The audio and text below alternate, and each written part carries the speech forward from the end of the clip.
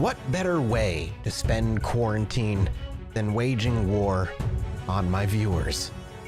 I'm a huge fan of strategy games. You know that. You've been with my channel for a while. You definitely know that. And World War II or history was my major in college before I ended up leaving college for various reasons. So war games and historical war games are a lot of fun for me.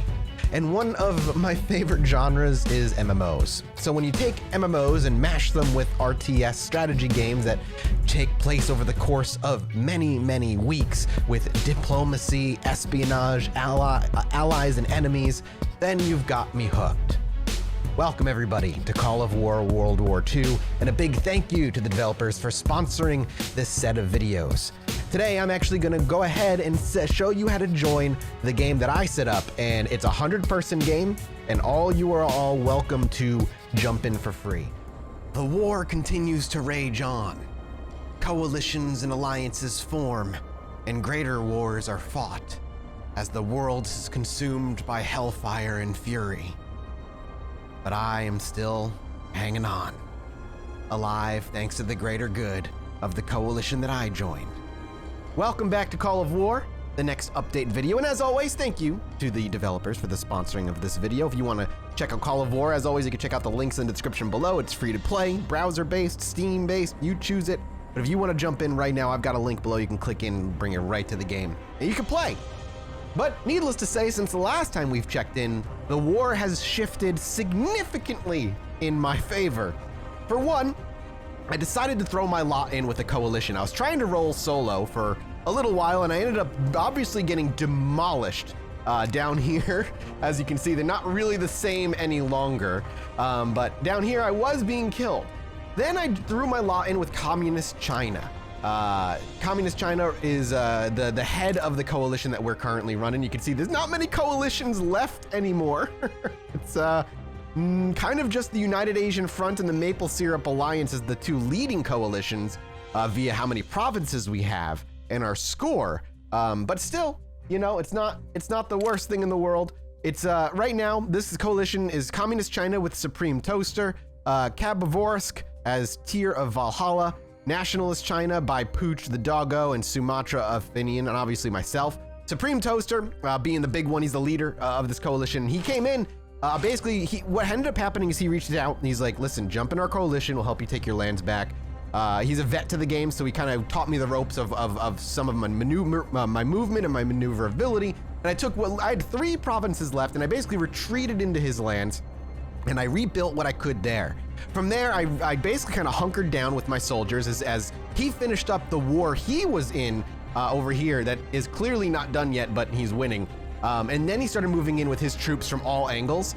And that's when they started offering me peace, like, I'll give you your country back, leave me alone, leave me alone. But I'm a little ruthless, and Daddy's gonna get carried, so Supreme Toaster moved on in and just ran him over, and has, since then, for me, it's been just taking my land back, rebuilding, trying to get everything up. Last night, I put in a few orders for some repairs, as well as for some new air bases. And now that we have a few of those things, we can start bopping some more militia. Over here, I would like to drop, not infrastructure, but fortification and maybe an air base. We'll queue that up. Having air bases on the borders is nice. I've got some more, there it is. We've got some more, we'll get a barracks up. Artillery, that's the word I'm looking for. Brain hard, dumb. But we're still building. You can see over here, I still have a few things that aren't quite done yet, but we're gonna have artillery soon. So we're gonna actually put the artillery in, and we'll just kind of queue up a few artillery for ourselves. So we'll have that when we decide we want to move out. It looks like, well, we've got that going on. You can see we've got an aggressive war happening on both sides here. It looks like the 18th Medium Tank Brigade of Khabarovsk is moving on in. And looking like they're swinging out this way, maybe trying to help. Oh, they're probably trying to help on the border here, and that's something I should be doing as well. I might want to move in against Old Barge here. So let's start moving things here. We've got let's put up more infrastructure, and we'll actually dump some gold to keep our food flowing. And I want more infrastructure over here as well.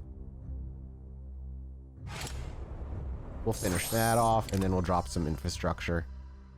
Maybe we'll build the capital over here. I haven't built the capital yet.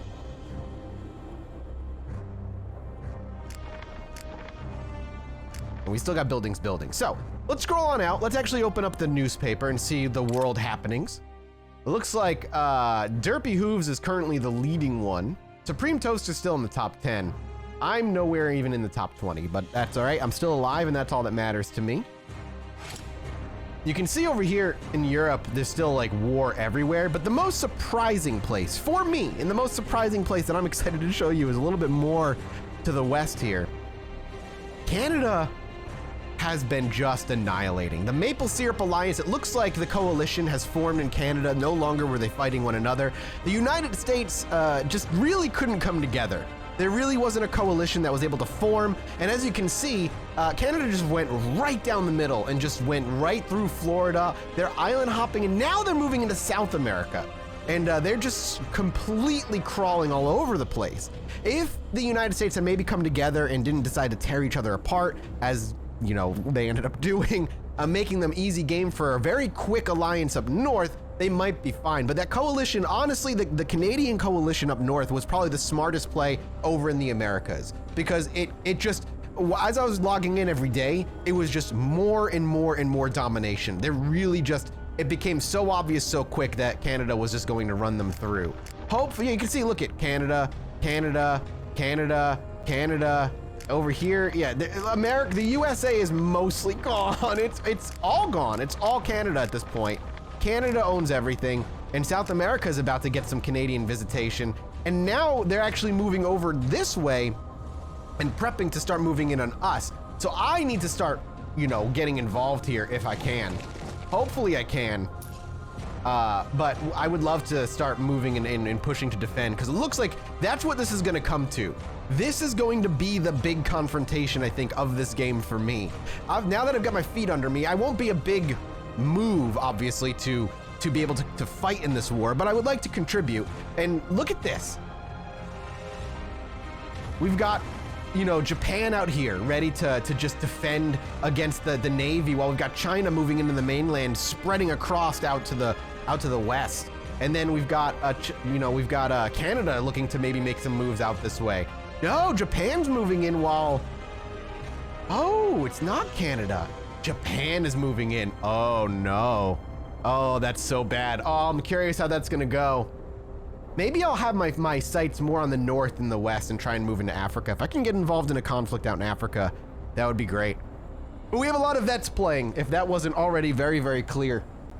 And the war has definitely kind of gone in a wild direction. There was a bit there that I thought I was going to lose. I thought I was going to done. But again, thanks to the Supreme Toaster and just the United Asian Coalition for saving me, getting my land back, and allowing me to get back in this thing.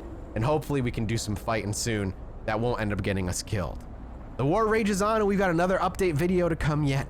I'm excited to see where we are in another week or so. A general steps away and the world changes in just a few days. War is raging on all fronts, and it seems the domination of the East Asian Empire is starting to crumble a little bit, and the wars on all sides are starting to spread. Now, this is all happening in the same video that I last spoke to you of, but because we're coming to the end of this little paid promotional series, I wanted to jump in one more time and attach a little bit more to the end of this video. Make sure you guys get another addition to the war here and see what's going on. Now, I stepped out of the office for a few days. Unfortunately, I had some things to take care of that, regardless of the world situation, I could not avoid.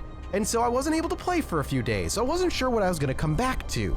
And it seems while I'm still alive, and my coalition has certainly helped me stay that way, we are still got plenty more to go. Now, I am going to go to war with Xinjiang, as requested by my coalition. And I'm gonna go ahead and send my my coalition away for a few days.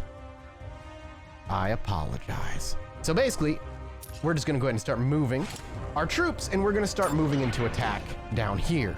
And we'll start building as well. One of the big things that we desperately need is fortifications, infrastructure.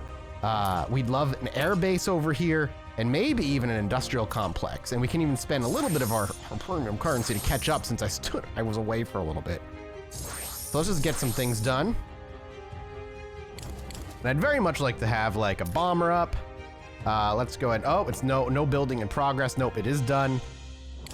We don't need naval, but I would like to keep having artillery as well. And we have no secret projects or anything yet. So we'll go artillery, though we're running a little bit low. We need industrial complex level 3. So we'll just get that all queued up. In the meantime, we will continue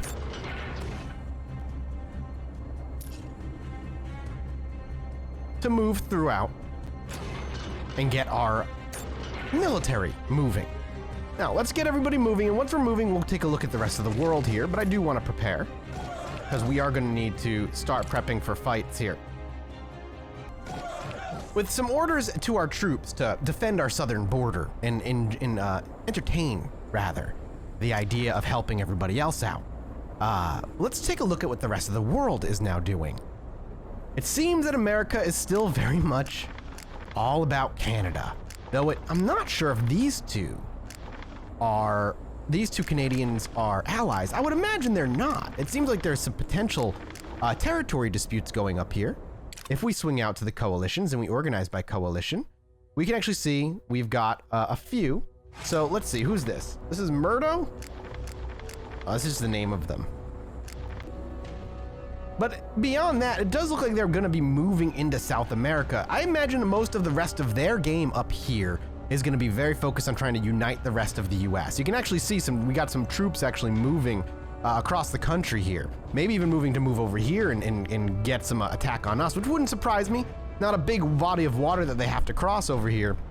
And immediately, we're going to have to worry about the East Asian Alliance helping out. Oh, I think I was kicked out of my coalition because I was gone for a few days. Hey, I need back in the coalition. Let me back. Get me back. Oh, I was just kicked out. I think I was just kicked out the other day. Yeah, it happens. Listen, it happens, dude. It happens. I stepped away. It's fine. I'm still alive. They're not at war with me, which is nice. I'm gonna try and get in there and help them either way. They did save me, so even if, we don't get much in terms of land down here, it'll still be worth it for us to make that move, I think. So we're gonna get our troops kind of just shuffling a bit. And the more we can kind of get them in positions where artillery can support from afar, maybe we can get some air bomb raids running in. I'll be a happy camper. Down in Africa, it seems like, again, it's kind of a three-way fight with maybe a fourth sitting in the center. And Europe, it just looks like it's a fucking mess. Spain down here is just a goddamn mess. Up here, Ireland is just still under siege. England looks a little united, maybe? Which is good. And actually is a big, this is all united here, but look at this, Like, you stare at this and you just see absolute chaos. It's just, you step away for a few days and things go crazy. All right, well, let's fill up the last of our research. We still have something that's not even done researching here. I don't think I can do much else here. So we'll just go ahead and fill up that last research slot with some, logic training. And that seems to be where the war is now. Everybody's starting to coalesce. The smaller, weaker players have been killed, and I would have been one of them if it wasn't for the East Asian Coalition. But we're in this still, and we're gonna get to see how this all eventually plays out. The only ones left are the big powers, the coalitions who have brought themselves together to truly give themselves an edge in this war. And as the timer ticks down and the war comes closer and closer to its inevitable end, will the East Asian Alliance reign supreme? Or will Canada march in from the east and put us in our place? And will Europe ever get their shit together at all? This has been a lot of fun, and if you want to check it out, as always, the link in the description below, and thank you to the developers for throwing me that sponsorship. It's appreciated, and we'll see you next time. Bye-bye.